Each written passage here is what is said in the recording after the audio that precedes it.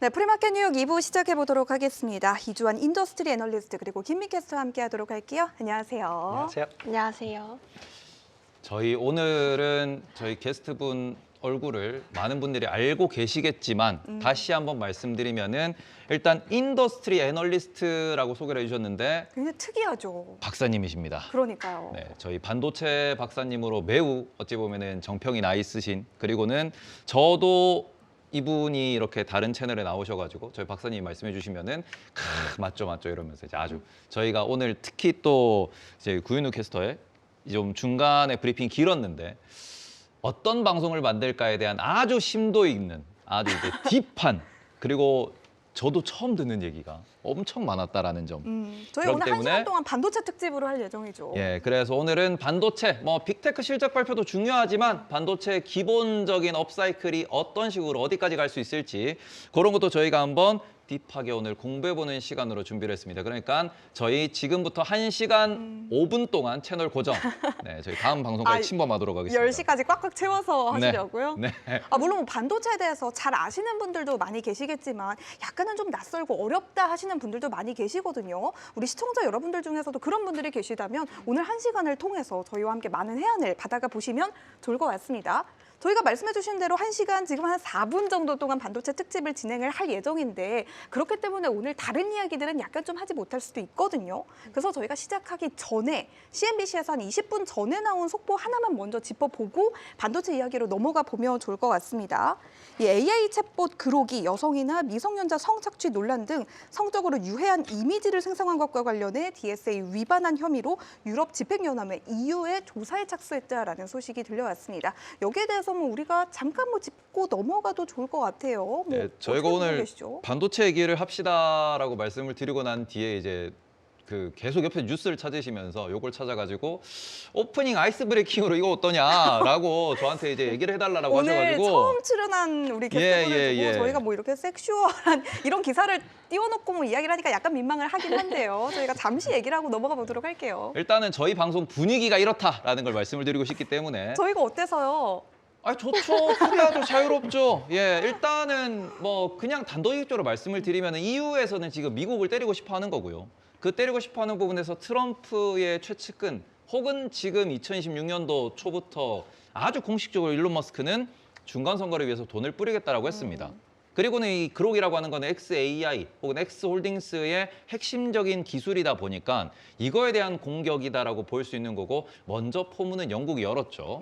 영국이 이런 아동에 대한 이런 것들이 문제가 될 수 있다는 이야기를 하면서 먼저 공격을 했었고, 이게 또 EU가 좋다고 하고 다보스 포럼 끝나고 물어서 공격하는 거지 않을까라고 생각을 하지만 저의 의견은 유럽이 이런 말을 할... 아니 저희가 항상 알다시피 여러분들은 모르시겠지만 이게 또 저희 MZ 세대들이나 아니면은 혹은 이게 우리가 유튜브에 좀 이게 라이브 스트리밍에 정평하신 분들은 그 팬들만을 위한이라고 하는 그런 플랫폼이 하나 있습니다. 아시면 안 돼요. 모르실 수 있는데 그런 플랫폼이 영국 회사입니다. 영국 회사에서 전 세계에서 가장 돈 잘 버는 회사가 하나 있는데 그걸 가진 국가가 이런 이야기로 태클을 거는 게 저는 개인적으로 어떤 의미인지 잘 모르겠다라고 생각을 하고요. 혹시나 저희 박사님 저 그록에 대한 이슈 들어보셨을 것 같은데 저거를 어떤 식으로 저희가 해석해도 될까라고 짧게 여쭤봐도 될까요? 근데 사실은 좀 어떻게 보면 더 큰 문제의 전조라고 생각이 돼요. AI가 갖고 있는 그쵸. 문제 중에 하나인 거잖아요. 네. 그러니까 AI가 사실은 그 검열받지 못한 것들을 많이 양산해 나가고 있고, 네. 특히 우리가 많이 쓰고 있는 챗 GPT 같은 경우도 사용자들의 얘기를 들어보면 네. 소설이 너무 많다라는 얘기들을 많이 할루시네이션도 듣잖아요. 있고. 예. 네. 그래서 그거를 지금 이런 말 해도 되나? 사실은 제조업이 없으면은 오픈 AI는 이미 감옥 갔어요. 사기예요. 원래 어떤 제품을 내려면 네. 자기 돈과 사람을 써서 개발해서 완성해서 팔아야 되거든요. 네. 오픈 AI 챗 GPT는 어떻게 보죠? 지금 사용자들이 내 돈을 내면서 학습을 시켜주고 있고 얘를 교육을 시켜주고 있고 얘를 훈련시켜주고 있어요. 네. 네. 거짓말인 거 다 많이 당하면서 이거는 사기야 제가 볼 때는. 그거는 자기 돈으로 그러니까 소규모의 뭐 몇백 명, 몇천 명의 유저들한테 돈을 주면서 아르바이트생을 통해서 그걸 자꾸 쓰게 해가지고 학습을 된 다음에 어느 정도 완성도가 된 다음에 일반한테 출시한 게 맞거든요. 네. 근데 이게 제조업이었으면 그렇게 안 했으면 아마 벌써 소송감인데 너무 관대하지 않은 건가? 이런 오픈 AI 같은 쪽에 이런 플랫폼 업체들한테는 너무 사용자들이 관대한 것 같습니다. 저는 조금 원론적인 질문을 한번 드리고 시작을 해보고 싶은데요. 사실 지금은 약간 지나온 감이 없진 않지만 저희가 작년 말 정도까지만 해도 정말 많이 거론이 됐던 주제입니다. 우리 박사님께서는 AI 거품론에 대해서 어떻게 뷰를 좀 바라보고 계신지.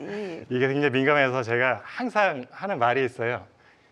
거품인지 아닌지를 1년 뒤에 물어봐달라. 나는 2027년에 답을 하겠다. 네. 2027년이면 답변을 하기 충분한 시간이라고 저는 그렇게 보시는 생각을 건가요? 합니다. 왜냐하면은 뭐 이거 1시간이니까 좀 여유 있게 충분하게 네. 설명을 해도 되겠죠. 네. 지금 제가 결국 이제 AI라는 건 하나의 새로운 산업이잖아요. 그러니까 뭔가 새로운 돈을 벌기 위한 기존에 아주 연관성 있는 게 없지는 않았지만 어쨌든 굉장히 다른 뭔가 산업이 새로 생기는 거고 그러다 보니까 또한 이전에 우리가 못 들어봤던 기업들이 대표적인 기업들이 막 나오는 거죠. 여러 가지 기업들이. 그래서 어떤 산업이 들어와서 성장을 하기 위해서는 이제 과정이라는 것들이 있잖아요. 그래서 그 과정을 저는 고속도로 건설이라는 것에 빗대어서 설명을 하거든요. 네. 왜냐 일반인들이 이해하기가 너무 쉽잖아요. 네. 그래서 자 고속도로를 누군가가 이제 내가 전주 투자자들, 그러니까 빅테크 기업들이죠. 네. 지금 AI로 말하자면은 누군가가 내가 고속도로 저서 돈을 벌어야겠다. 돈을 번다는 얘기는 여기에 차량 통행료를 받아서 돈을 버는 거죠. 결국에는. 네. 그런데 그러면 먼저는 고속도로 건설을 해야 됩니다. 고속도로가 건설되는 기간 동안에는 이 고속도로 주인은 돈을 한 푼도 못 벌어요. 그렇죠. 왜냐하면 계속 돈을 쓰기만 해야 돼. 건설 기간에는 차량이 통행을 안 하니까 투자를 하는 거죠. 투자 기간이죠. 근데 지금 오픈 AI는 아까 말씀해 주신 것처럼 고속도로를 건설하면서 돈을 벌고 있네요. 오픈 AI는 돈 못 벌고 있죠. 계속 적자잖아요. 근데 그래도 구독료를 조금씩은 받으니까. 그래서 오픈 AI는 곧 망할 가능성이 높은 투자자 중에 하나라 많이 보고 있습니다. 네. 왜냐하면 오픈 AI의 그 돈을 먹는 수익 모델이 챗GPT 하나인데 얘는 무조건 적자고 시간이 네. 지나면 적자일 텐데 네. 그렇다면 진짜 돈이 될 B2B 모델을 개발하는 게 있는지 네. 개발에 놓은 게 있는지 가능성이 있는지 다른 경쟁들보다 우위에 있는지 봤을 때 다 열위. 라고 해서 오픈 AI는 별로 위협적인 조절을 안 보고 있어요. 그러니까 그러면은- GPU 칩을 많이 사주는 고객 중에 하나인데 네. 그 중에 성공 가능성이 높은 회사들 중에 항상 리스트에 없습니다. 오픈 AI. 근데 이게 되게 위험한 가정인 게 오픈 AI가 만약에 다음 단계가 뭐 일명 우리가 말하는 망한다라고 한다면 거기에 얽혀 있는 지금 시장의 기업들이 너무 많지 않습니까? 예를 들어 엔비디아도 지금 뭐랄까 외상으로 막 칩을 주고 있잖아요. 네. 그 다 손실이 되는 거잖아요. 그런데 또 제가 듣기로는 최근에 오픈 AI 스타트업이나 이런 곳에 투자한 많은 분들이 본인이 갖고 있는 가상화폐를 담보로 맡겨가지고 돈을 현금화했다고 들어서 투자 회수 못하면 그게 이제 반대 매매로 다 빠져나와야 돼서 가상화폐 시장이 엄청나게 타격을 받을 것이라는 시나리오도 많이 돌고 있습니다. 네. 근데 너무 이제 깊게 들어갔고 네. 고속도로로 다시 들어가서 네, 고속도로 얘기 저희 아직 너무 안 다음 끝났죠. 주에까지 질문하셔가지고 죄송합니다. 네. 자 그래서 그러면 고속도로 건설 중일 때는 누가 돈을 버느냐? 건설사가 돈을 벌죠. 그렇죠. 지금 그러면 AI 시장에 건설사에 해당하는 게 엔비디아 하이닉스인 거예요. 네. 네. 걔네들은 돈을 버는 게 맞고 TSMC도 좀 껴주세요. TSMC는 사실상 말할 필요가 없는 게 걔는 고속도로 완공되든 안 되든 돈을 벌 기업이기 때문에 거기는 사실 논외로 해야 돼요. 네. 넘사벽이라고 보시면 돼요. 넘사벽. 넘사벽이라서 TSMC는 같은 이렇게 비슷하게 경쟁을 하면서 얘가 잘나니 못나니라 비교하면 안 될 것 같습니다. 저는 TSMC 대주주기 때문에 감사합니다. TSMC는 보면 영업이익률을 주주요? 최근 5년 동안 해보면 확실히 메모리 사이클이 굉장히 커요. 네. 높을 때와 깊을 때 골이 네, 커서 지금 굉장히 좋지만 이게 영원히 가지 않는다는 걸 다 알고 있잖아요. 네. 언젠간 내려가는데 비메모리 기업, 예를 들어서 인텔이나 엔비디아 같은 경우는 진폭이 작아요. 네. 좀 더 높은 곳에 놓을 때도 있고 낮은 곳에 놓지만 변동이 크지 않다는 거. 왜냐하면 가격 변동이 별로 없거든요. 네. 메모리는 가격 변동이 몇 번씩 바뀌니까 그 위에 있는 게 TSMC 파운드리예요. 모든 파운더리가 그런 건 아니고 한 회사만 그렇습니다. 그냥 거의 변동이 없이 40%에서 55% 사이를 계속 왔다 갔다 하고 있어요. 33자도 안 보입니다. 영업이익률이. 그래서 제가 넘사벽이라서 거긴 비교하지 말자라고 말씀드렸던 네. 거고 그래서 제가 말한 건설사는 TSMC가 아니라 메모리 회사나 뭐 GPU나 CPU 만드는 회사들로 한정해서 네. 건설사들이 돈을 벌고 있잖아요, 실제로. 네. 그래서 지금 엔비디아도 실제 엄청 좋고 하이닉스, 삼성전자도 이제 다시 반전 카드 마련하면서 돈을 벌기 시작했죠. 그런데 건설이 끝나게 되면 건설사는 돈 벌 일이 없는 거예요. 음. 새로운 일자리를 찾아야죠. 네. 어디 뭐 재건축하는 데 없나? 다시 또 다리 짓는 데 없나? 음. 그걸 해야 되는데 그 시점이 내년부터를 저는 보고 있는 거라서 올해면은 대충 건설이 끝난다. 그러면은 이제 내년부터 과연 투자한 회사들이 이제 돈을 벌기 시작하는데, 자, 근데 지금 문제는 고속도로 10개를 만들고 있어요. 네. 근데 10개 다 통행하게 많을 가능성은 거의 낮다라는 게 대부분이 알고 있는 바고 네. 그렇죠. 저도 생각하는 네. 건데 네. 10개 중에 한두 개는 아마 통행량이 많아서 네. 투자비를 회수할 수 있겠죠. 네. 근데 그게 1, 2년 안에 회수는 절대 안 될 거고요. 네. 너무 많은 인풋을 했기 때문에 5년에 걸쳐 뭐 투자비를 회수한다든지 이런 식으로 그렇지만 아예 파리를 날리는 고속도로 분명히 있을 거예요. 네. 그렇죠. 여기는 망하는 거죠. 네. 근데 10개 중에서 한두 개가 돈을 벌고 네. 7, 8개가 망한다라고 저는 보고 있는데 네. 이게 그럼 거품이냐 아니면 실체는 있는데 과잉 투자를 했으니 양극화가 발생하는 거냐가 경계가 애매하다라는 거예요. 근데 사실은 과잉 투자인지 거품인지 여부도 내년에 얘기를 하자라는 거. 왜냐하면 건설이 끝나지 않았으니까 네. 지금 돈 못 번 거 당연한데 지금 대부분 그러니까 AI 거품론 말하는 분들의 얘기를 들어보면 지금 돈 못 벌지 않느냐거든요. 네. 네. 못 버는 게 당연한데 그래서 지금 얘기하기는 시기상조다라는 거고 내년부터 얘기를 하는데 내년부터 돈 못 벌다 그럼 거품이라 저도 얘기할 수 있다라는 얘기인데 완전 거품일지 공급 과잉에 의한 양극화일지는 저도 지금 확신이 없는 거예요. 그래서 내년부터 이제 실적이 어떻게 변화가 하는가 보면은 누군가는 이제 AI로 인해서 매출이 점프하는 기업들이 나오기 시작하면 자 바로 완전 거품은 아니지 않는가라고 생각할 수 있는데 근데 한두 개 벌고 8개가 망했으면 거품 아니냐라고 하면 그것도 할 말은 없는 거예요. 왜냐하면 우리가 사실 2000년도에 인터넷 거품 했을 때도 다 망하지는 않았을 거거든요. 네. 지금까지 살아남은 회사도 있을 거라서 근데 우리 다 거품이라고 얘기를 하잖아요. 네. 그럼 거품이라고 해도 틀린 말은 아닌데 그거를 지금 말하기는 시기상조니 내년에 얘기하자라는 게 저의 공식적인 답변입니다. 그러면은 지금 쭉 말씀해 주신 내용에서 귀에 꽂힌 단어가 지금 전주가 어찌 보면 앞으로 고속도로를 만들어서 고속도로가 한두 개는 붐빌 거다라고도 말씀해 주셨고 그리고 앞서서도 파운드리도 얘기해 주셨는데 파운드리는 좀 이따가 저희 저희 오늘은 뭐 어떻게 특파원이라고 부를까요? 아니요, 저는 민케인걸요. 네, 저희 민케가 질문을 하나 할 거고요. 네. 저는 여기서 그러면은 많이들 들으시는 분들이 궁금해하실 것 같아요. 붐빌 고속도로다라고 했을 그렇죠. 때 거기서 많은 분들이 제미나이 떠오를 것 같은데 제미나이는 당연할 것 같고 혹시나 박사님이 추가적으로 얘들이 지금 좀 잘하는 것 같은데라고 생각하시는 기업이 있을까요? 제가 사실 11월부터 이 질문을 많이 받았기 때문에 네. 그때 제가 뭐라고 얘기해서 이 질문이 그러니까 연결된 질문으로 나왔냐면 하드웨어 시장은 이제 올해까지 끝이다. 네. 그래서 투자자들도 이제는 투자 대상을 소프트웨어 쪽으로 눈을 돌리기 시작해야 된다. 네. 그래서 대부분 큰 흐름의 전환이 2026년 중에 일어날 거다라고 얘기를 하니까 네. 그러면 누구를 봐야 될까요? 찍어주세요라는 질문이 당연히 나올 수밖에 없잖아요. 그렇죠. 누가 파리가 날리고 누가 근데 제가 생각했을 인기가 때 많을까? 천재로서 아무도 모르는 거잖아요. 네. 가봐야 아는 건데, 그러니까 여러 가지 어쨌든 애널리스트는 분석을 하는 사람이니까 어떤 조건들이 있는 회사가 가능성이 높다라는 정도는 알 수 있잖아요. 네. 그래서 제가 생각했을 때에 많은 기업들이 3년에 걸쳐서 몇 조 달러를 투자를 했거든요, 사실은. 네. 네. 근데 이것에서 돈을 벌려면은 일단 AI는 금방 돈이 되진 않는다. 네. 통행이 그러니까 시작되더라도 서서히 돈이 될 거기 때문에 그때까지 캐시 플로우가 여전히 나올 수 있는 다른 막강한 캐시카우를 갖고 있는 기업이어야 된다. 네. AI가 아니어도 계속 돈을 벌 수 있는 기업이어야 된다는 게 하나고 또 하나는 AI 성공하려면 데이터가 중요합니다. 네. 어떤 분들은 뭐 전력 용서하지만 그거는 공통의 문제거든요. 네. 이건 특정 기업의 경쟁력, 변별력은 아니에요. 이거는 국가가 해결할 문제이기 때문에 그래서 기업 단위에서 경쟁력 데이터예요. 네. 누가 그러면은 양질의 데이터 갖고 있고 앞으로도 계속 확보할 수 있느냐.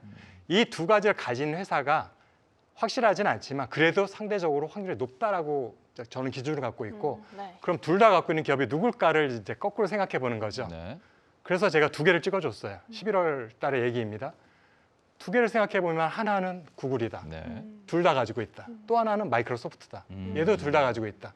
자, 그러면 나머지 기업들은 둘 중에 하나만 가진 기업들이 많다. 네.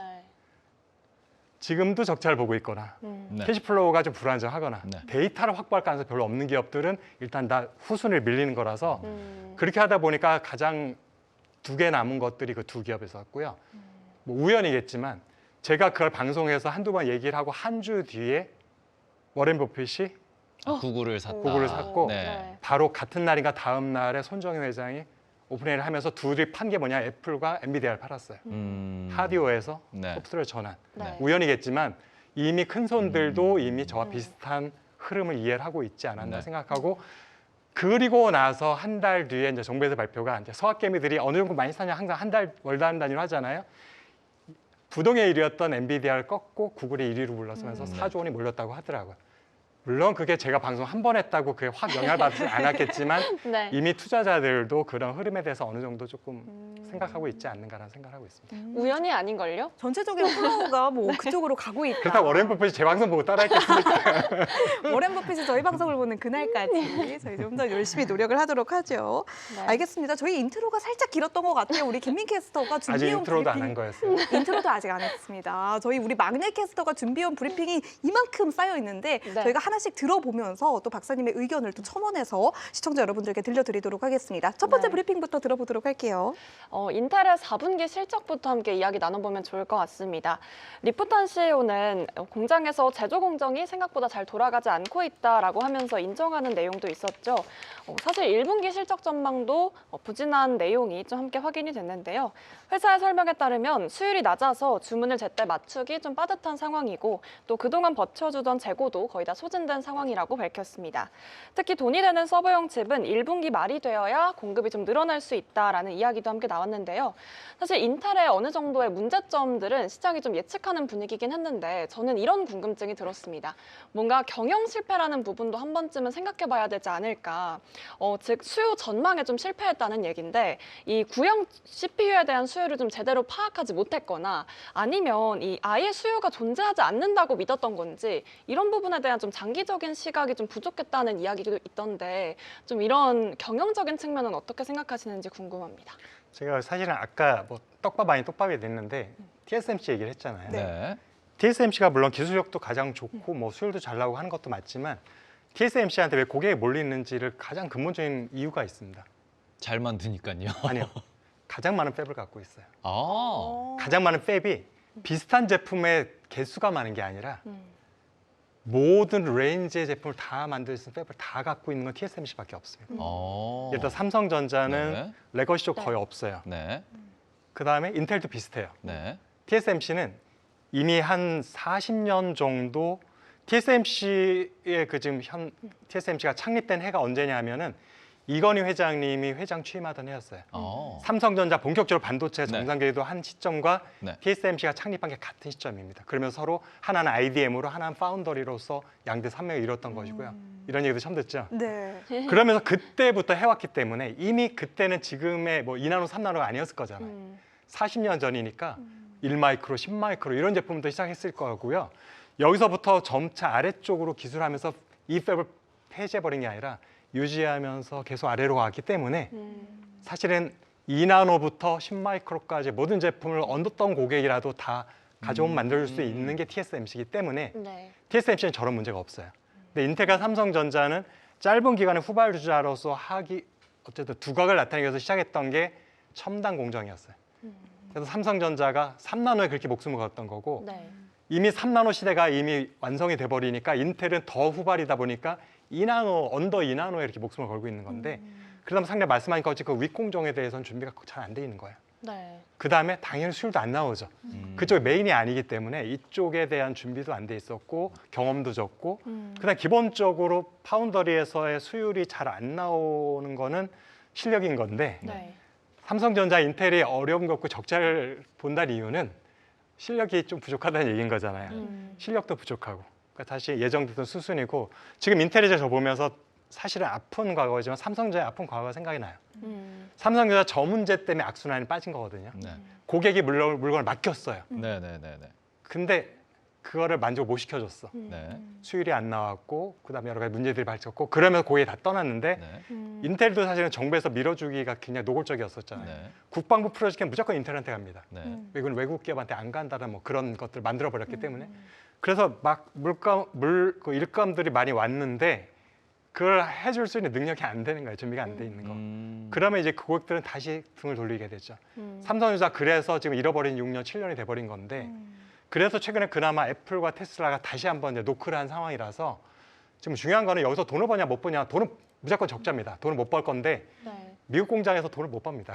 네. TSMC도 돈을 못 버는데 네. 근데도 해야 돼요. 왜냐하면은 고객들한테 나 이제는 믿을만해라는 것을 어나운스할 수 있는 게 지금 테슬라와 애플 물량이라서 돈은 못 벌지만 고객이 만족도가 생기면 그걸 트랙 레코드로 해서 네. 다른 회사들 물량 맡기면 야 너네 물량이 커서 미국만으로는 안 되니까 평택에서 만들어줄게라고 하면 네. 평택은 수율도 더 높고 원가도 낮기 때문에 비로소 돈을 버는 건 평택에서 버는 거죠. 그래서 미국 공장들은 고객을 약간 유인해 올 수 있는 나의 실력을 입증하는 첨단 일종의 기지 뭐 역할인 미끼 거고 상품 같은 미끼 같은 거죠. 거죠. 실제 돈은 평택에서 버는 구조로 가야 됩니다. 그렇게 갈 거라고 생각이 되고 있고요. 근데 인텔은 그럴 역할을 해줄 수 있는 게 아니라 그냥 미국 공장이잖아요. 네. 중국에 있는 공장은 사실 이 버리는 카드에 가깝기 때문에 그러니까 사실 인텔은 삼성전자보다 어떻게 보면 사용할 수 있는 카드가 더 적은 상황이라서 네. 어려움이 분명히 있을 거라고 생각했습니다. 사실 삼성 반도체의 좀 아픈 손가락이 파운드리라고 생각을 많이 하실 것 같은데 뭐 말씀해주신 것처럼 2022년부터 계속 적자 상황이 이어지고 있잖아요. 그런데 좀 아까 말씀해주신 것처럼 뭐 애플이나 테슬라 쪽에 대한 기대감도 있지만 AMD에 대해서도 좀 TSMC와 견줄 만한 그런 이원화가 될 수 있는 기대감도 좀 있는 것 같은데 이 3나노 관련해서 좀 안정화가 이뤄진다면 이런 부분도 좀 가능할까요? 지금 사실은 삼성전자나 인텔이나 심지어는 아직 공장도 없는 라피더스조차도 기회 문이 열려 있습니다. 왜냐하면 TSMC가 워낙 지금 고객이 한 곳에 몰리다 보니까 네. 혼자서 다 못할 수밖에 없고 물론 TSMC가 만들어주면 제일 좋지만 2년을 기다려야 돼요. 네. 특히 중소업체는 더더구나. 지금 TSMC의 가장 큰 고객이 어디냐? 옛날에 애플이었는데 지금은 엔비디아로 바뀌었고 네. 그다음에 애플 AMD예요. 네. 얘네들 물량 주고 나서 조금 남은 물량 가지고 조금씩 뛰어가는 거예요. 그래서 테슬라가 삼성전자한테 온 거예요. 네. 왜냐하면 본인은 TSMC한테 가면은 저 끝파리에 보이지도 않는 말석이거든요. 그러다 보니까 삼성전자에 가면 내 왕노릇 할 수 있을 것 같은 거예요. 그래서 온 거고 애플 같은 경우는 사실은 그 정도의 위상은 아니지만 TSMC한테 물량이 많이 밀리고 엔비디아 물량 때문에 애플에 대한 관심도와 열정과 애정이 과거와 같지 않다. 그러다 보니까 삼성전자한테 기회가 온 거기 때문에 이런 상황에서 지금 그래서 누구든지 확실한 2인자의 자리에 올라설 수 있으면 네. 시장 점유 20%까지 저는 순식간에 올라갈 거라 보고 있습니다. 전제는 잘 만들어야 돼요. 수율이 좋아야 되고 네. 고객 만족도가 높아야 되는데 현재로서 확실하게 2인자 될 수 있는 기업이 있느냐? 아직은 없습니다. 누구나 다 가능성은 있지만 문제가 다 많이 갖고 있어서 미국 기업만 아니 중국 기업만 아니었으면 SMIC가 치고 올라올 수도 있는 상황. 그 정도로 지금 사실은 무주공산인 게 네. TSMC 다음 세컨드 자리인 거고요. 아. 근데 TSMC는 그렇다고 해서 그럼 공약 많이 지면 되긴 하잖아요. 네. 근데 절대 그럴 생각이 없어요. 왜요? 주문 받은 만큼만 공장을 짓습니다. 음. 항상 후행이기 때문에 항상 100% 가동률이에요. 원래 파운더는 그렇게 해야지 맞아요. 네. 그래야지 돈을 벌 수밖에 없는데 인텔 삼성전자는 공장을 지어놓고 나서 고객을 유치하겠다라는 전략이에요. 처음부터 잘못됐어요.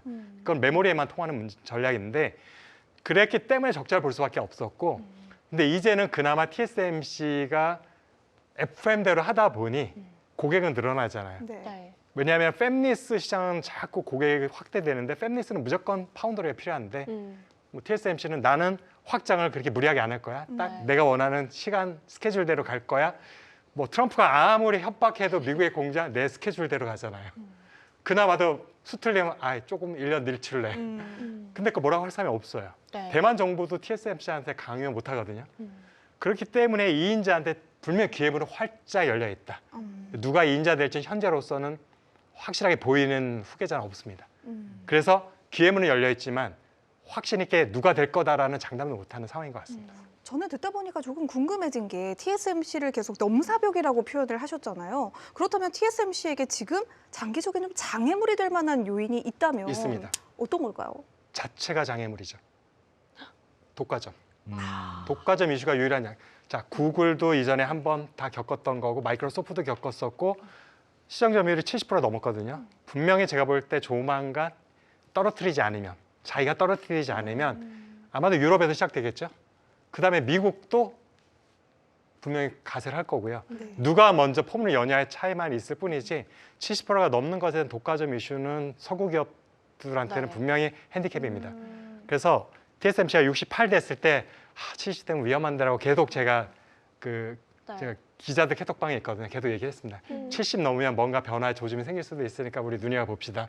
70 넘어섰습니다. 그래서 올해 안에 계속 70 이상을 유지하거나 더 높아지면 TSMC 발목 잡는 유일한 것은 본인의 시장 점유율입니다. 근데 TSMC가 그 부분을 1년 전에 이제 비슷한 이야기가 나왔을 때 TSMC가 대응을 이렇게 했었거든요. 아니 우리가 첨단 공정은 독과점이지만 전체 반도체에서는 우리가 아직 50%밖에 안 된다. 그러니까 좀 봐주십시오라고 하고 그래서 그때 미국의 공장 지을게요. 어찌 보면은 트럼프 정부랑은 약간의 딜이 있지 않았나라는 이야기도 그때 잠깐 나왔었잖아요. 근데 그런 부분에서 이게 첨단 공정 70%라는 거를 이게 과거 사례를 놓고 그냥 70%가 독과점 기준이라고 생각을 하시는 건지 아니면은 이게 뭔가 미국과 유럽 앞서서도 저희가 잠깐 X도 얘기했지만 더 큰 부분에 대한 이슈도 있을 수 있잖아요. 이게 트럼프의 중간 선거를 타겟으로 한 공격들 그런 것들까지 연계해가지고 올해 한번 TSMC 얘기 나오면 이거 좀 리스크가 있을 수 있다라고도 봐야 되는 건지 그것도 조금 궁금해가지고요. 근데 보통 공정거래 이슈를 할 때는 의도를 가지고 접근하는 거거든요. 네네.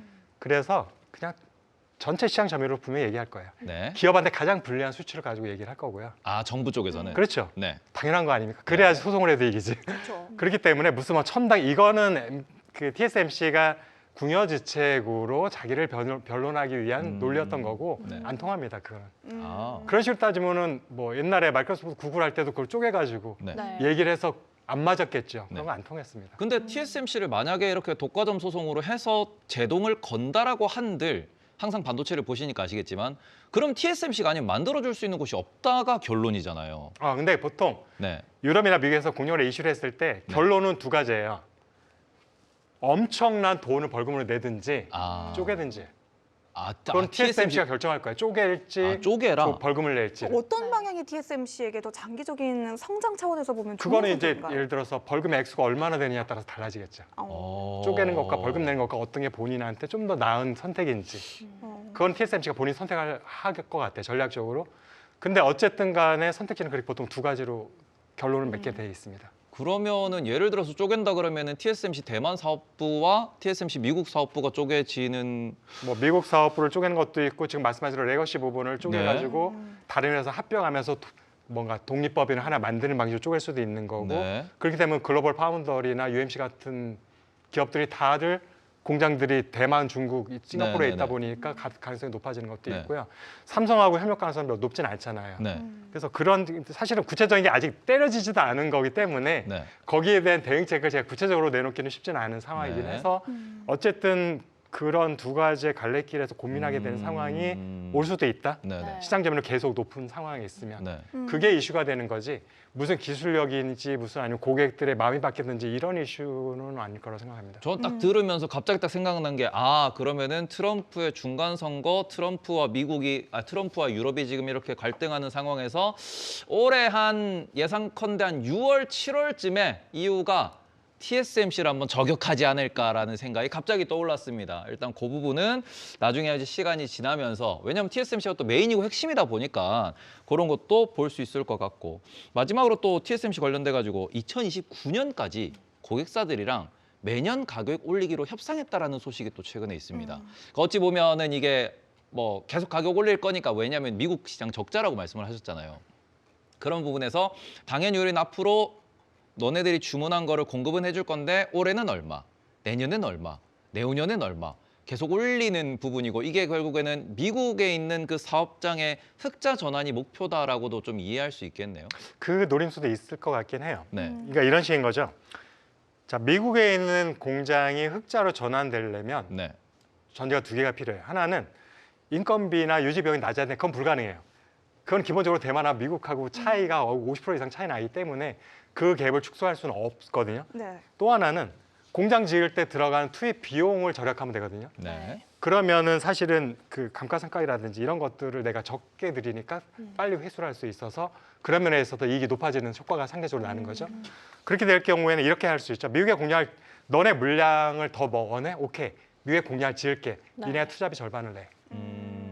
이런 식으로 가면은 더 빠른 시일에 비입에 도달할 수가 있게 되는 거죠. 그런 카드를 꺼내줄 수 있어요. 그러면 미국의 팹리스 기업, 빅테크 기업들은 덥석 물 거예요. 물량 확보가 가능하니까. 돈 내고 물량 확보하면 되잖아. 네. 왜냐하면 지금 보면은 낸드 시장 점유율을 보면은 삼성전자 말고 눈에 띄는 기업이 키옥시아랑 웨스턴 디지털이잖아요. 네. 근데 두 회사는 사실상 한 회사가 하거든요. 네. 그 웨스턴 디지털은 회사가 반도체 공장이 없는 회사예요. 네. 그러니까 키옥시아 그 옛날에 도시바 네, 메모리죠. 네. 그 공장에서 돈을 투자를 반반되고 네. 물량을 반씩 가져가는 거예요. 네. 이 반은 내 브랜드를 붙일게, 이 반은 키옥시아 뭐 브랜드를 붙여. 네. 이런 식으로 하는 건데 만약에 TSMC가 미국에 있는 공장을 그런 식으로 활용할 수가 있죠.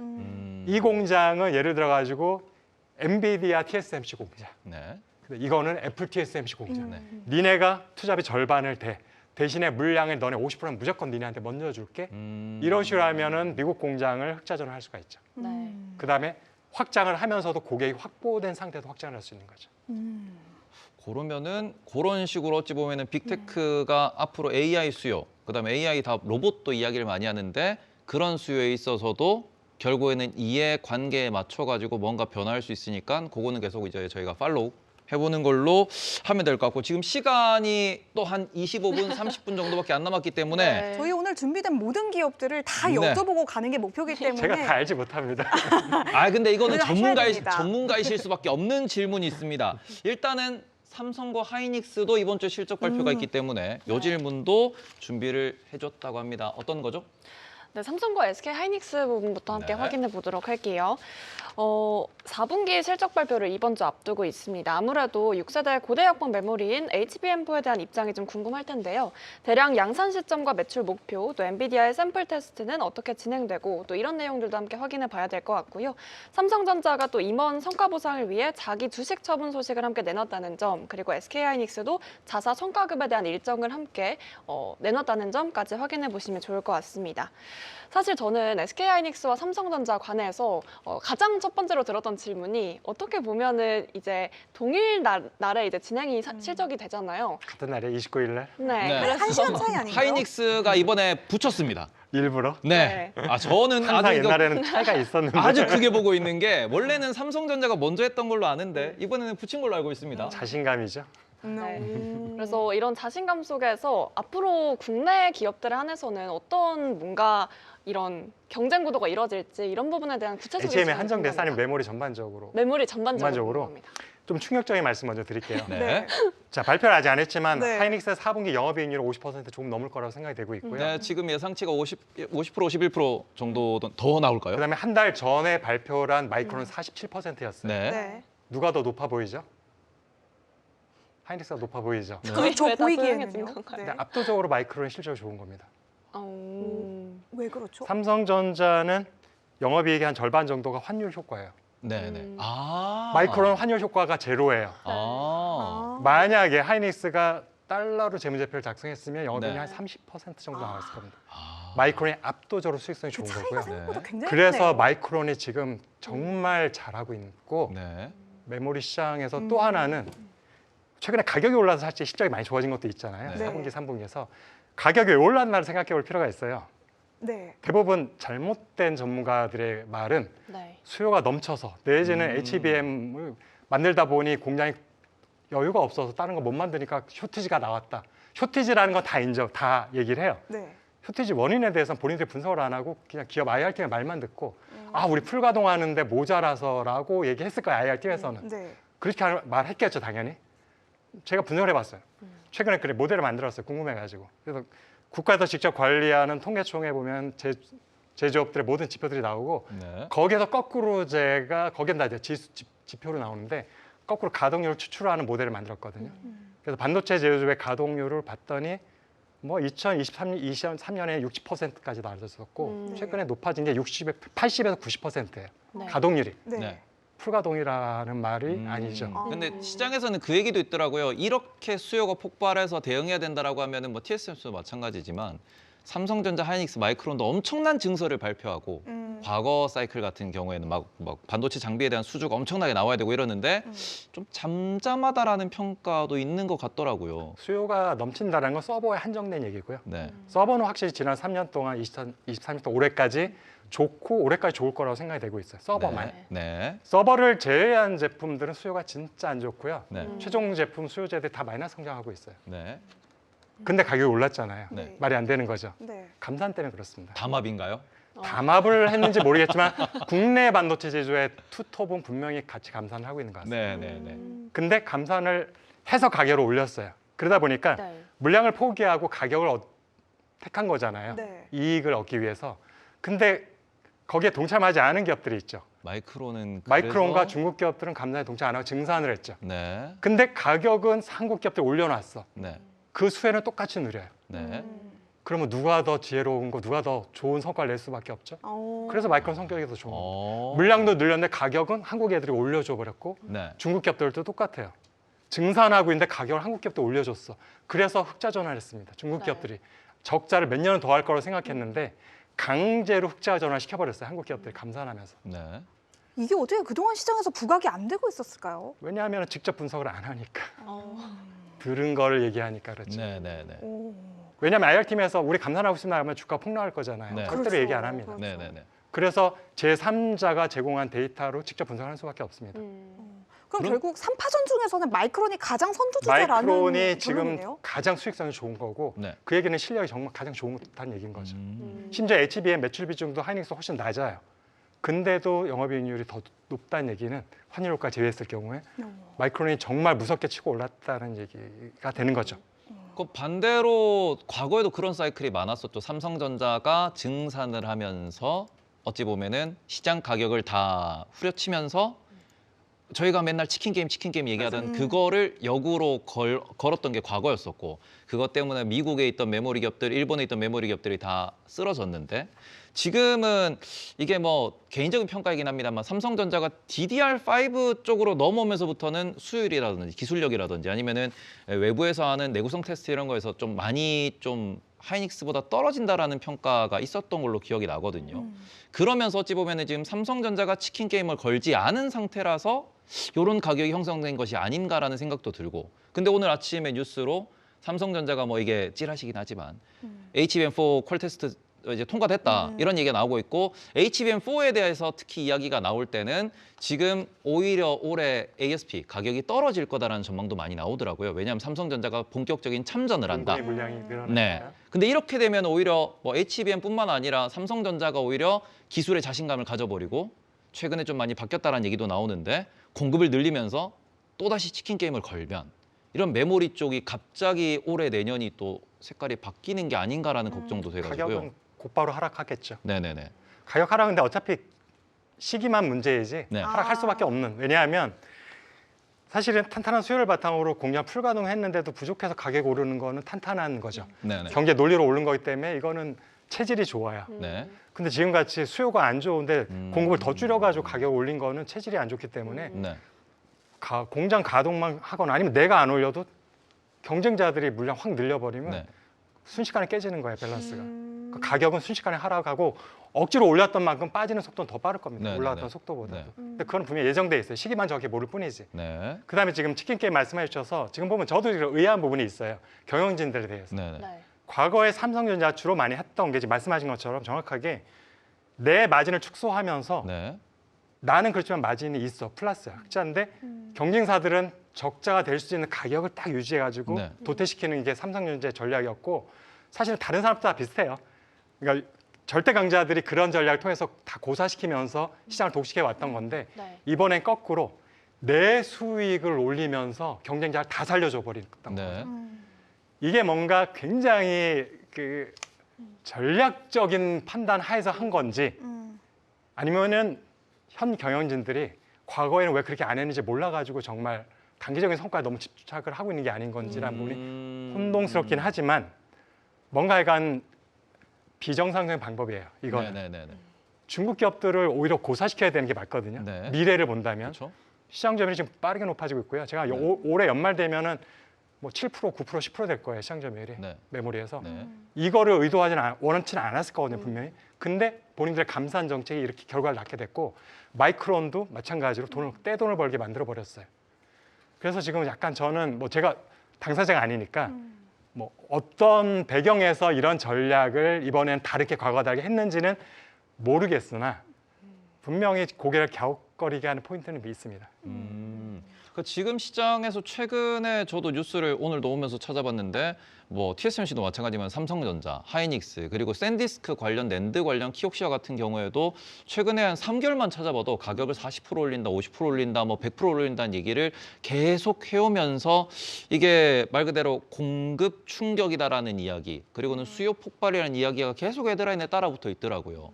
근데 지금 박사님께서 말씀해주신 부분 중에서는 어찌 보면은 공급을 조절하면서 가격을 끌어올렸다라는 이야기를 좀 해주셔가지고 지금 시장을 바라보는 특히 이번 주에 삼성전자, 하이닉스에 그다음 웨스턴 디지털에 샌디스까지 실적 발표가 다 있는데 그러면은 그 기업들은 당연히 앞으로 우리가 실적이 더 좋을 거다라고 당연히 이야기를 할 텐데 저희는 그럼 그 안에서 어떤 숫자를 좀 더 디테일하게 봐야 될까요?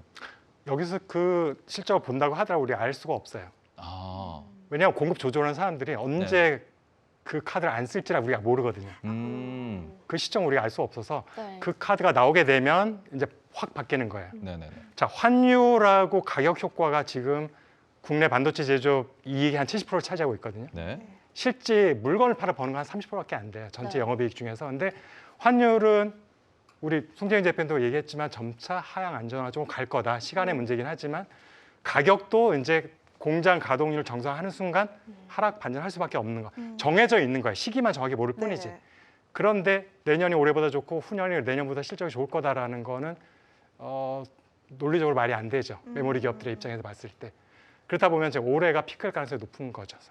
이게 약간 저는 뭐 투자자 입장에서 궁금한 거긴 한데 그 어찌 보면은 피크인 타이밍에 대해서 투자자는 제일 어찌 보면 떠나야 되는 타이밍이니까 그게 제일 중요한 타이밍인데 투자를 할 때 그러면은 이걸 산업을 분석하시는 입장에서 우리가 선행 지표라는 게 있잖아요. 예를 들어서 최근에는 요새 이런 데이터도 많이들 얘기하는데 오히려 역으로 웨이퍼를 얼마나 수입하는지를 알아보면 혹은 그 반도체에 들어가는 거기 들어가는 하나하나 소재의 수입량의 변화량을 알아보면 그게 이제 앞으로 증산이나 감산이냐를 우리가 알 수 있다라고 하면서 엄청나게 스터디를 많이들 하시는데 그러면 이게 산업을 분석하시는 입장에서 선행 지표로 보시는 지표가 어떤 게 있을까요? 지금 주가가 아니라 산업 산업을 자체. 말씀하시는 네네네. 거죠? 네.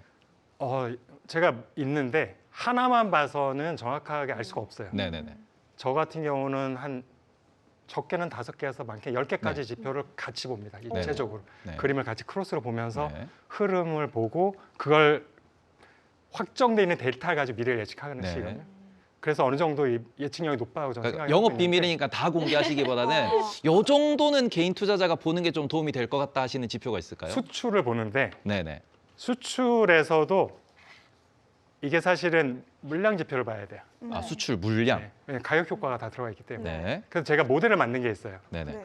지금 정부에서 수출이 지금 뭐 10월, 11월, 12월 역대 최대로 계속 증가하고 있다고 네네. 하는데 가격 효과를 제가 보정하는 모델을 만든 게 있거든요. 음. 2018년에 네. 모델 너무 적용해 궁금하네요. 보면 네? 너무 궁금하네요. 그거는 3억은 주셔야 되고 어. 그 모델 돌려봤더니 네. 2분기가 수출액이 피크였어요. 아. 2분기는 비수기거든요. 네네네. 3분기, 4분기가 성수기인데 수출액이 내려왔어요. 아. 최근에 심지어 한은에서도 비슷한 리포트가 나왔어요. 네네네. 수출이 좋다고 하지만 가격 효과가 대부분이고 물량은 별로 안 늘었을 수 있다라는 리포트가 나왔거든요. 네. 네. 그래서 사실은 전 아예 그걸 수치로 모델을 만들어서 낸드와 디램을 분리해 가지고 보고 있고요. 네. 그러다 보면 추세를 알 수 있고. 네. 근데 그것까지 하는 거는 좀 어렵잖아요, 일반인들이. 그렇죠. 네, 네, 그러면 네, 네. 수출을 볼 때 금액 보지 말고 네. 증가율이 있어요. 네. 증가율을 쫙 그래프로 그려보면 네. 추이가 나오잖아요. 네. 그게 보통 실제로 수출 금액의 그러니까 실적이죠. 네. 수출 금액은 실적하고 연동되는 거니까 네. 해 한 짧게는 6개월에서 1년 정도 선행합니다. 그러니까 증가율 커브가. 물량 자체가 많이 나가다가 물량이 줄어든다라고 하면은 살짝 조심을 해야 되겠다. 근데 물량의 변화를 그렇지 않고 네, 우리가 네, 알기도 네. 힘드니까 네. 그러니까 금액의 변화를 보는데 네네네. 증가율의 추이, 아, 방향. 증가율의 이게 추이. 플러스인지 마이너스인지는 중요하지가 않아요. 아, 그, 방향성이 중요한 거지. 그래서 이게 뭐 QOQ로 하는 MOM으로 얼마나 YOY, 늘었냐? YOY. YOY로요? 네. 아. YY의 증가율에 네. 이 절대값은 중요하지가 않고요. 네. 그림을 그려보라는 거예요. 아, 사인 곡선 네. 그렸을 네. 때 네네네. 쭉 다운턴이 되고 한동안 다운턴 될 것 같으면 1년 뒤에 반도체 실적이 다운으로 간다라는 게 네, 예측할 네, 수 네. 있는 거죠. 네. 근데 정확히 1년은 아니고 네네. 범위가 한 6개월 정도 플러스가 있기 때문에 네, 이거 네. 하나만 보진 않는다는 네. 거고요. 그다음에 그러니까 재고 지표, 네. 그다음에 생산 출하 재고표, 그다음에 출하와 재고의 비율 지표, 네. 그다음에 중요한 거 공급 과잉 여부를 미리 알아야 되는데 네. 그거는 반도체 장비를 얼마나 많이 사느냐가 잖아요. 네. 그래서 세미라는 곳에서 보면은 국가별, 분기별로, 지역별로 반도체 장비 출하 금액으로 그걸 해요. 네. 그것들을 또 마찬가지로 쫙 보시면 어느 나라가 많이 투자를 하고 있는지, 어느 나라가 보수적으로 하고 있는지 그걸 보면은 1년 후에 어느 나라에서 공급 과잉이 시작되고 있다는 걸 알 수 있고요. 그 다음에 그 추이, 마찬가지로 증가율을 보면은 이게 공급 과잉 여부를 어느 정도는 예측할 수 있는 부분이 모든 증가율은 YOY를 기준으로. YOY 기준으로요. 여러분들 오늘 이 영상 방금 말씀하신 이 내용은 따로 클립으로 떠서 그리고 저희가 쇼츠로 올리겠지만 쇼츠 따로 다운받으셔가지고 적어도 일주일에 한 번씩은 복습을 하셨으면 좋겠습니다. 제가 생각하기에는 개인 투자자분들이 이거를 복합적으로 분석을 하시기가 좀 어려울 것 같으니까 박사님이 주기적으로 나와주셔서 점검을 해주시면 가장 좋을 것 같긴 왜냐하면 한데. 저도 그 한 번 이제 월 1회씩 나오거든요. 대부분 네, 네, 데이터들이 네. 가격 지표도 그렇고 네. 그러면은 사실 한 달 갖고는 큰 변화가 없잖아요. 네. 그래서 보통 3달 정도 묵혀놨다가 한번 업데이트를 쭉 하면은 변화가 생기는 흐름들이 있어요. 네. 근데 보면 여러 가지 지표 중에서 어떤 건 변화가 안 느껴지고 어떤 건 빨리 변하는 게 있어서 그래도 그걸 한 5년치를 그림을 쫙 그려가지고 같이 보는 거예요. 그럼 이렇게 5년이면 파도가 하나씩 만들어지는 그러고 보면은 어떤 거는 6개월 선에, 어떤 건 9개월 선에, 어떤 건 12개월 선에 한 거 있는데 그걸 다 종합해서 보면서 최종적으로는 제가 생각하는 전문가로서의 어떤 감이라고 할까? 실제로 미래에 이렇게 갈 수밖에 없다는 상황들이 있잖아요. 네. 고객사들의 어떤 투자 여력이라든지 아니면 뭐 이런 것들 공급 사이드의 어떤 이런 것들 이런 것들을 같이 보면서 자 이제 지금 6개월, 9개월, 12개월 중에 하나이다. 이 사이 들어가는데 내가 볼 때 이거는 얼마 정도 선행에 맞는 것 같다라고 하면 그걸 어느 정도 좁히죠. 그래서 그걸 방송에서 그걸 얘기해 줍니다. 언제쯤부터 다운턴 돌아갈 것 같다. 그런데 거기서 감사는 제가 예측할 수 없는 부분이 있잖아요. 네네네. 그다음 코로나 이런 거 예측할 수 그렇죠. 없죠. 네네. 미국에서 갑자기 금리를 5%까지 올린다 예측할 수 없고 러시아가 우크라이나 전쟁을 한다 그렇죠. 이런 예측할 수 없는 상황이 벌어지면 사실은 그 분석은 조금 틀어질 수밖에 없긴 하지만 그래서 제가 보통 분기 단위, 월 단위로는 안 하고요. 네. 1년 단위로 내년은 이런 흐름이다. 내년은 이런 흐름이다. 그러면 약간의 노이즈가 끼더라도 큰 틀에서는 유지가 되거든요.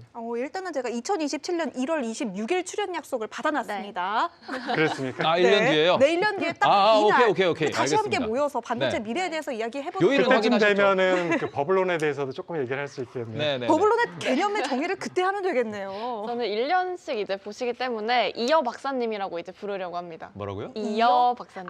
원 이어 할 때 이어 박사님. 근데 제가 그 전에 어느 회사에 딱 들어가 버리면은 방송 활동 딱 중지거든요. 저는 아, 지금도 몇 군데 아이, 네. 저희랑 데가 선약이 있어서 먼저죠. 그러니까 저는 이전에도 그렇고 회사 들어간 순간은 딱 그렇죠.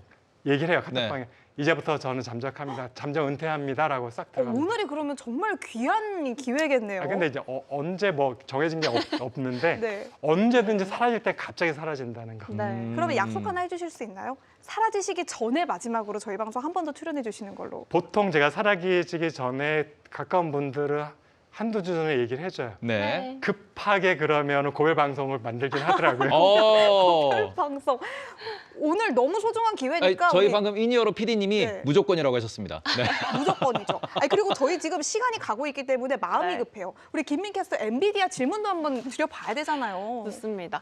엔비디아가 H200 AI 칩 주문을 원칙적으로 허용한 것이라는 뉴스도 함께 나왔었죠. 중국 정부가 AI 데이터 센터 구축을 우선하겠다라는 쪽으로 방향을 잡았다라고 하면서 비슷한 뉴스들이 사실 굉장히 오랫동안 반복이 됐었는데 젠슨항 CEO가 뭐 중국에 방문을 해서 어떤 노력을 하고 있다라는 내용도 함께 비슷하게 확인되기도 했고요. 사실 이 뉴스에 대한 주가의 반영 정도가 굉장히 미미한 수준으로 확인이 되고 있는데 언제까지 이 현상이 진행될지 이 부분에 대한 질문도 드리고 뭐 싶습니다. 어느 정도 예상이 되지 않나요? 4월까지 가겠죠. 시진핑 입장에서는 미중 정상회담 할 때 쓸 수 있는 가장 강력한 카드 중에 하나예요. 네. 엔비디아 칩 전면 허용이라는 거. 네. 대신에 너는 뭐 어쩌고 받아낼 게 많잖아요. 네. 당연히 그때까지는 미적미적하고 이런 얘기 나왔다 저런 얘기 나왔다를 네. 그냥 음, 허용하겠죠. 네. 그러면서 자기는 노코멘트 하고 있겠죠. 공식적으로는. 지금 4월까지 갈 것 같습니다. 너무 명확하게 4월이라고 말씀해 주셔서 제가 네. 약간 당황했어요. 저도요. 이거는 그쵸 이게 오랫동안 보셨기 때문에 그리고는 엔비디아가 얼마나 중요한지 아시기 때문에 여기에 네. 대해서는 아주 명쾌하게 엔비디아나 TSMC는 본인은 원치 않았겠지만 네. 어떤 몇몇 국가에게서는 정말 국가의 운명을 줄 수 있는 키를 쥐고 있는 카드가 돼버렸어요. 본인의 의지와 상관없이. 네. 그렇다면 정치인들은 반드시 그 카드를 씁니다. 그래서 엔비디아 TSMC는 좀 괴롭습니다. 네네. 박사님이 바라보시는 엔비디아 현재 밸류에이션은 어떻다고 생각하시는지 궁금합니다. 이 부분은 이미 방송에 많이 얘기를 해서 뭐 찬성하지 않는 분도 많이 있겠지만 사실은 이제 팩트만 먼저 말씀드리면 엔비디아가 사실은 페이즈가 3개가 있어요. 네. 페이즈 1은 AI 칩 출시하기 전 그래픽 카드 잘 만드는 회사. 네. 2023년 초 뭐 이 정도 되겠죠. 네. 그 다음에 AI가 나오면서 완전히 전 세계 열광을 빠뜨리고 시총이 막 한 달 사이에 1조 달러씩 올라가던 시기. 그게 딱 1년 반이었어요. 네. 그러면서 밸류에이션이 60, 70 갔어요. 네. 그 다음 시기는 다시 평범한 시절로 성장성이 뚝 떨어진 시기. 지금. 네. 네. 그럼 그 말도 안 되는 성장성이 높았던 시기는 딱 6분기밖에 없었어요. 매출 증가율이 250%, 뭐 100몇십 %. 네. 근데 그 환상을 지금도 갖고 있어요. 많은 투자자들이. 이미 지금 매출 증가율과 영업이익 증가율은 AI 칩 출시하기 전 상태로 돌아가 있습니다. 네. 엔비디아는. 네. 그런데 지금 특별한 대우를 받을 이유가 없어진 거예요. 높은 밸류예요. 특히 그러면 누가 이래요? 옛날에 엔비디아 옛날에도 밸류에이션 한 4, 50씩 됐다. 높았다. 네. 근데 지금 11배가 커졌거든요. 11배가 적을 때는 가능했어요. 네. 규모가 11배 커졌는데 똑같은 성장률을 할 수 없기 때문에 밸류에이션이 낮아지는 게 정상이죠. 네. 네. 그래서 지금은 이미 이 비이상적인 피크는 지나갔고 네. 다시 옛날 시절로 돌아왔는데 11배가 커져 있어요. 그렇다면 결코 옛날의 엔비디아의 밸류에이션 받을 수는 없다. 월가에서 그것들을 이제 이슈 삼기 시작하는 시점이 있을 텐데 트리거가 필요해서 지금 뭔가 핑계거리 필요해서 기다리고 있는 것뿐이에요. 핑계거리가 언제냐면 제가 볼 때는 개인적 판단입니다. 엔비디아 매출 증가율이 50% 무너지는 시점, 실적 발표할 때. 그러면 그걸 핑계로 네. 바로 밸류에이션 재평가 들어가고 주가는 시가총액 한 3조 달러나 3.5조 달러까지 내려갈 거라고 보고 있습니다. 현재 4.5조 달러이기 때문에 여기서 조정이 한 20, 30% 정도. 최소한 30%. 왜냐하면 100달러 무너질 때 30% 받았어요. 네네네네. 그 정도다. 그 정도가 가능할 수 있다라는 이야기를 해주셨고요. 어떤 또 질문 있나요? 저는 좀 재밌는 기사를 봤었는데 그 SK하이닉스 이제 회장이 이런 얘기를 했습니다. 엔비디아가 병목 현상 중에 2가지가 HBM하고 그리고 패키지인데 이것을 해결할 수 있는 회사는 TSMC와 SK하이닉스가 유일하다라고 하면서 삼각구도를 얘기를 했었거든요. 여기에 낄 수 있는 다른 기업들은 이제 없는 건가요? 일단 삼성전자가 참전을 했으니까 네. 일단 그 구동 깨진 거고요. 네. 지금 뭐 정확히 모르겠지만 자신감 하락. 올해 1분기, 2분기로 가면서 삼성전자 HBM 점유율이 17까지 떨어졌는데 네. 순식간에 30까지 올라갈 거라고 대부분 전문가들이 예측을 하고 있어요. 그러니까 이미 그거는 전제가 깨져버린 거죠. 네. 그래서 전제가 깨졌으니까 더 얘기가 좀 어려워지네. 물론 기술력은 여전히 네. 하이닉스가 우위에 있을 거고 네. 그다음에 엔비디아 내에서 시장 점유율도 1위는 여전히 하이닉스일 겁니다. 연말까지도 계속. 그 구도가 깨지는 않지만 독점과 과점은 좀 크잖아요. 느낌이. 마이크론도 사실은 없는 건 아니기 때문에 네. 결국엔 3, 4밖에 없긴 하고 그래서 지금은 순위를 말하면 하이닉스 1위, 마이크론 2위, 삼성전자 3위인데 네. 순위가 이제 삼성전자가 2위로 올라가겠죠. 네. 그게 아마 올해 상반기 끝날 때쯤에는 아마도 우리가 확인할 수 있지 않을까 생각이 되는 구도인 거고요. 그다음에 아까 가격 얘기 잠깐 하셨잖아요. 네. 그렇기 때문에 이제 공급자 우위가 되게 힘든 거예요. 그래서 이제는 수요자 우위로 갈 수밖에 없는. 그럼 AMD 얘네들이 있지 않느냐? 네. 맞긴 하지만 엔비디아 찾던 물량만큼 가져갈 만큼의 물량은 안 돼요. 여전히 가장 큰 손의 엔비디아이기 네. 때문에 대체하지는 못할 거다. 알겠습니다. 그런 부분에서 오늘 또 뉴스가 하나 나온 게 있어가지고 뭐냐 그러면 엔비디아가 ARM 기반으로 소비자용 노트북에 들어가는 CPU를 설계해서 만들겠다라는 이야기도 나왔단 말이죠. 근데 이런 부분에 있어가지고 엔비디아의 CPU 진출, 이거는 AMD와 인텔의 또 다른 악재다라고도 볼 수 있을 것 같은데 요거는 현실성 있는 얘기일까요? 가능하죠. 충분히 가능하다 보는 게 왜냐하면 엔비디아는 지금도 자기 CPU를 만들어서 탑재하고 있거든요. 네. 네. 우리가 보면은 이제 차세대 칩의 베라 루빈이잖아요. 네. 루빈이 차세대 GPU 네임이고 베라가 베라가 차세대 CPU 네임이에요. 네. 네. 그 얘기는 그 앞세대 CPU가 계속 있어 왔다는 얘기인 거고 단지 100% 자체 개발한 걸 쓴 거 아니고 인텔 거 사서 쓰고 자체 개발한 걸 쓰는데 비율이 어떻게 되는지는 그걸 공개하지 않기 때문에 알 수는 네, 없고 네. 두 개 중에 그럼 누구께 좀 더 우수한 성능이어서 가장 최상의 모델을 쓰는지도 밝히지 않기 때문에 알 수가 없어요. 네. 영원히 안 밝힐 거라고 생각합니다. 안 밝히겠죠? 네. 네. 왜냐? 자기한테 불리하면 절대 밝히지 않는 게 당연한 거고 네. 유리하다 하더라도 굳이 밝힐 게 없는 게 나는 CPU 회사로서 나는 이 밸류에이션을 받는 게 아니기 때문에 굳이 그걸 밝힐 필요가 없기 때문에 영원히 모른 채 끝날 텐데 유추할 수 있는 건 하나가 있습니다. 어떤 걸까요? 작년 2월 달경에 네.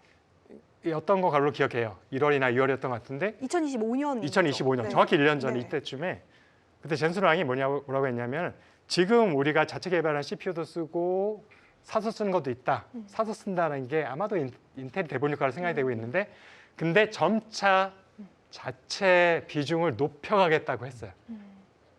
이 얘기를 했는데 불과 한 6, 7개월 뒤에 말이 바뀌었어요. 인텔한테 돈을 주면서 인텔 개발을 너네한테 맡길게 잘 만들어 줘라고 바뀌었어요. 그건 트럼프 때문에 그렇게 눈치 보고 한 거 아닐까요? 아닙니다. 아, 그게 아니고 인텔의 CPU 개발 능력을 해봤더니 나. 역시 수십 년 CPU를 만든다 회사가 잘 만드는구나. 자립이 정말 어렵구나라는 걸 좀 느낀 거겠죠. 그래서 모르긴 하지만 가장 고성능 칩에는 이미 인텔 걸 쓰고 있을 것 같고 조금 떨어진 모델의 자사 CPU를 쓰고 있지 않았을까라고 이건 확실한 건 아닙니다. 팩트는 아니고요. 네. 좀 추론해 보고 있는 상황인데 자 그러면 좀 떨어지는 거를 AI 칩에 쓰기는 좀 부담이라면 노트북 정도에 쓸 수 있잖아요. 그렇죠. 그래서 충분히 가능성이 있다고 말씀드리는 거고요. 그렇기 때문에 정말 인텔 AMD 입장에서는 생각지 않았던 등장 AI의 경쟁자가 아니라 CPU 경쟁자가 생긴 게 맞는데 무시해버리기에는 역량이 있는 거죠. AI형 CPU를 만들 정도인데 네. 그보다 훨씬 떨어지는 노트북용을 못 만들 이유는 하나도 없는 거예요. 물론은 고객이 얼마나 그걸 흡수해 줄 거냐의 문제만 있는 거고 그건 이제 고객의 선택인 건데 가격이 중요해지겠죠, 거기서는. 네. 그렇죠. 그래서 얼마나 저가 모델을 탑재할 수 있느냐. 예를 들어 레노버 같은 경우는 네. 저가 모델이 많잖아요. 네네. 거기에 탑재하려면 CPU 가격도 싸야 돼서 인텔이나 AMD보다는 싸야 되거든요. 네. 얼마나 엔비디아가 저가로 제조할 수 있느냐가 관건인 것 같습니다. 가격대도 정말 중요하다라고 다시 한번 말씀을 드려볼 수가 있겠네요. 저희가 시간이 한 9분 정도 남은 것 같은데요. 베스트 댓글도 설정을 해봐야 되니 마이크론과 관련된 브리핑 짧게만 한번 들어보도록 할게요. 마이크론의 메모리 공급 부족 관련해서 좀 질문이 있어서 가져와 봤는데요.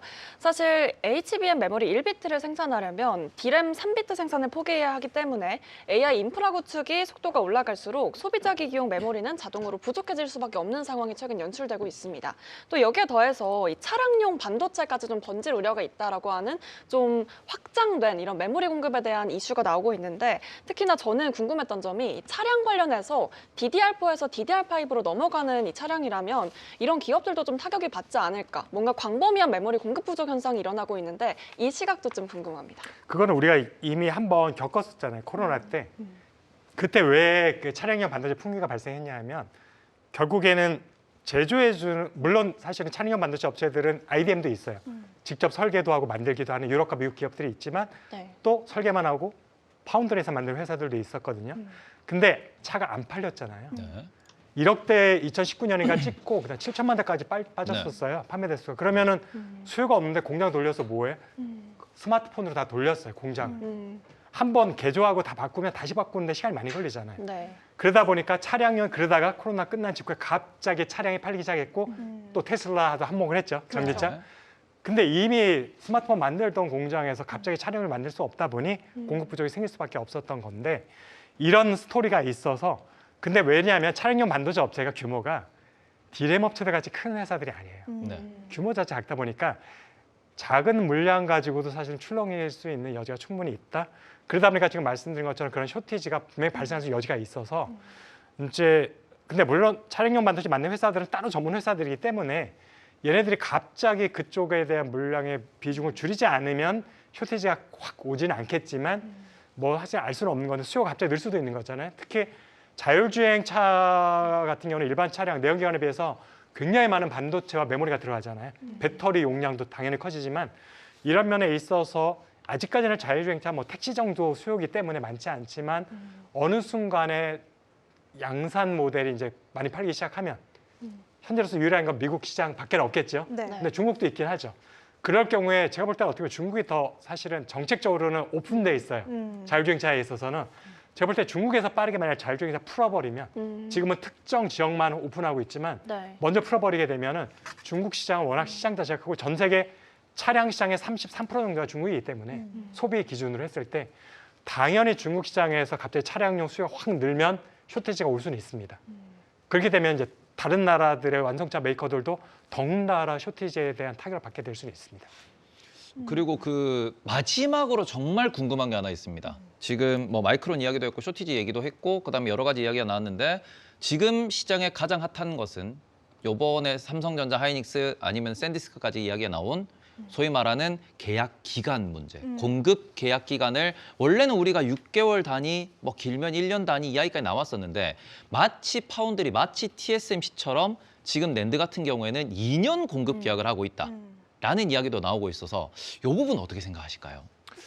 근데 원래 고정거래 가격 기간은 네, 계속 짧아지는 추세예요. 네, 최근에 월까지 짧아졌어요. 네, 그래서 가격 변동을 그대로, 왜냐하면 가격이 높아지는 쪽으로 변동이 심하다 보니까 네, 네. 짧게 가서 2년이 아니라 지금 굉장히 짧아져 있는 게 현실이고요. 네. 팩트인 거고요. 네.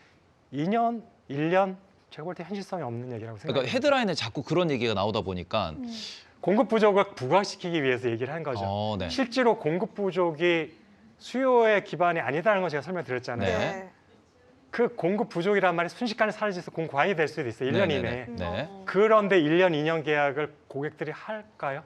아. 본인 다 불리한 계약이 될 수가 있는 거예요. 네네네네. 생각보다 왜냐하면 많을 것 제가 최근에 이상하다고 생각했던 게 기간을 2년으로 잡았는데 공급 가액은 변동으로. 네, 변동으로 잡았다라는 얘기가 있어가지고 그래서 좀 이상하다는 생각을 했거든요. 근데 오늘 그거는 가능할 수도 있죠. 물량에 대한 확보를 네네네. 하고 가격은 변동하자. 우리 그냥 변동금리 코픽스 플러스 하는 거랑 비슷한 거죠.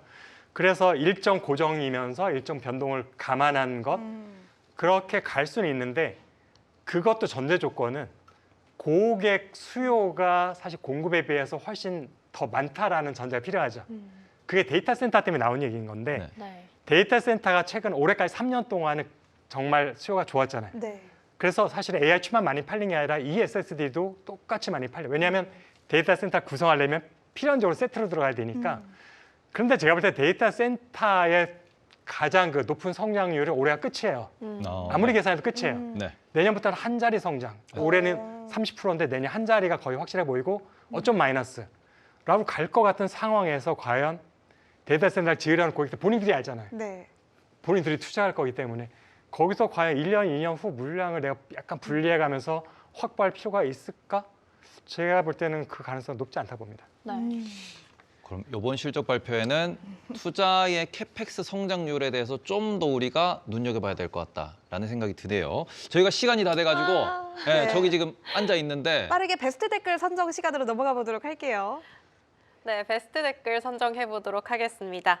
첫 번째 댓글은 와, 오늘 박사님 진짜 너무 좋으시네요. 자주 나와주셨으면 좋겠어요. 맞아요. 라고 말씀해 주셔서 써니님께서 박사님에 대한 이런 애정을 보여주셔서 또 나와주십사 한번 선택해봤고요. 또 이미 당첨되신 아직님께서 테이버님은 호빵을 먹지 않습니다. 메이크업만 잘 먹습니다라고 웃긴 댓글 하나 달아주셨고 또 예은님께서는 부자 되려고 열심히 듣고 계시다고 저희 프리마켓 뉴욕과 함께 해주셔서 감사하다는 의미에서 채택해봤습니다. 다음 댓글은 토이푸들 코너님께서 남겨주신 댓글인데요. 민캐가 보아님의 미모 독점을 잘 막고 있음 이렇게 말씀을 해주셨는데 비유가 너무 찰져서 선정해봤고요. 로켓맨님께서는 동시 시청자 10,000명 가자 미리 한경 주식 좀 사놔야겠구만 기래 이렇게 말씀을 하셨는데 10,000명 될 때까지 저희가 열심히 달려보겠습니다. 마지막으로는 글씨단 쏭쏭님께서 제가 아까 잠깐의 사고가 있었는데 어깨 피라고 당당하게 하라고 말씀해 주셔서 너무 감사하다는 얘기 드리고 싶어서 선정해봤습니다. 이렇게 모아봤는데요. 선택은 MC님들과 민키한테 맡기도록 하겠습니다.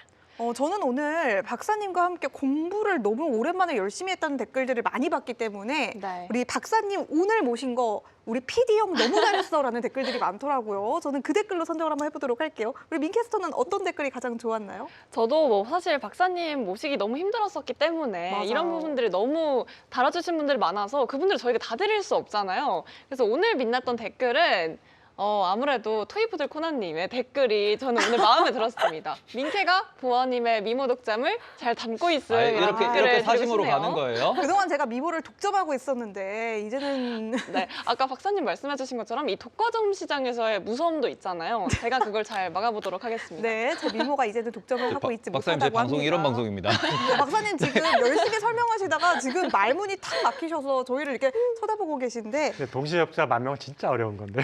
그러면 테이머님이 변발하시기로 맞아요. 했거든요. 제가 알기로는 지금 TV 채널도 동시 접속자는 10,000명의 기록을 깨지 10,000명이 못한 걸로 쉽지 알고 않아요. 있어요. 일단 저희가 시간이 부족하기 때문에 마지막으로 박사님께서 선정해 주시면은 그걸로 가죠. 네. 네. 박사님 마음에 드시는 댓글은 뭘까요? 뭘까요? 네, 띄워주시면은 자 박사님께서는 저 4개 중에서 골라야 되는 건가요? 네. 네네 4개 다 어렵네요. 저희가 경품을 보내드려야 돼서 딱 네. 한 분만 아. 선정을 할 수 있습니다. 그럼 두 번째죠. 아 역시 써니님 축하드립니다. 써니님 제 축하드리고요. 팬이 받는 게 좋지 않겠습니까? 아 그쵸 그쵸 알겠습니다. 그쵸 그쵸 그쵸. 가실 때 저희 경품에 사인 한번 해주실 수 있나요? 오. 책임인가요? 책이에요. 네. 알겠습니다. 알겠습니다. 이렇게 베스트 댓글까지 선정해봤습니다. 프리마켓 뉴 2부 오늘은 이주환 인더스트리 애널리스트 모시고 이야기 나눠봤습니다. 박사님 오늘 말씀 고맙습니다. 네, 감사합니다. 네, 저희가 준비한 소식은 여기까지입니다. 저희는 내일 저녁 8시에 다시 돌아오도록 할게요. 시청해주신 여러분 고맙습니다.